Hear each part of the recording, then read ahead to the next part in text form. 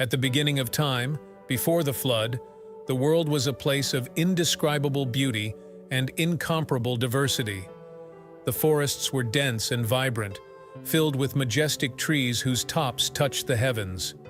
The rivers flowed crystal clear, snaking through the landscapes like the arteries of a gigantic living body. Creatures of all shapes and sizes lived together in harmony, each playing their part in the great cycle of life. It was a time of abundance, when the earth generously offered its fruits without restriction. Love and faith in God were the driving forces of the communities, uniting people in a web of deep and meaningful interpersonal relationships.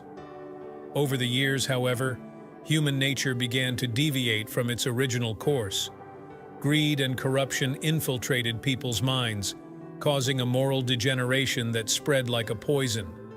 The faith that once held people together began to be corrupted by personal and selfish interests. Disputes and wars became frequent, and love of neighbor gave way to hatred and distrust.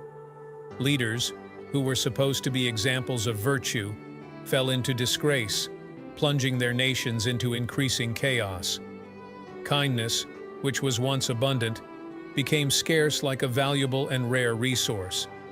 It was in this context that God decided to intervene in order to cleanse the earth of all the wickedness that had taken deep root. God's decision to send the flood was an act of love and justice, an opportunity to start again. Noah, a just and upright man, was chosen to preserve the essence of creation. His unwavering faith in God and his love for humanity made him worthy of this sacred mission. He was instructed to build a gigantic ark, capable of housing his family and a couple of each species of animal, thus guaranteeing the continuity of life after the great cataclysm. Building the ark was an arduous and challenging process. Noah, together with his sons, worked tirelessly, guided by faith and determination. They faced the scorn and disbelief of their contemporaries, who didn't believe the flood was imminent. However, Noah's trust in God never wavered. He knew he was fulfilling a greater purpose, an act of love that would guarantee the survival of future generations. The ark, with its colossal dimensions, became a symbol of hope and redemption in the midst of growing moral darkness. When the flood finally came, the waters engulfed the earth in an overwhelming way. The world, as it was known, was destroyed, and only the ark remained floating on the vast ocean of destruction. The torrential rain lasted 40 days and 40 nights, a period of intense purification. During this time, Noah and his family, along with the animals, remained safe in the ark, sustained by their faith in God and the love that united them. They experienced the greatness of divine power and the depth of God's love, which, even in the midst of judgment, offered a new chance at life.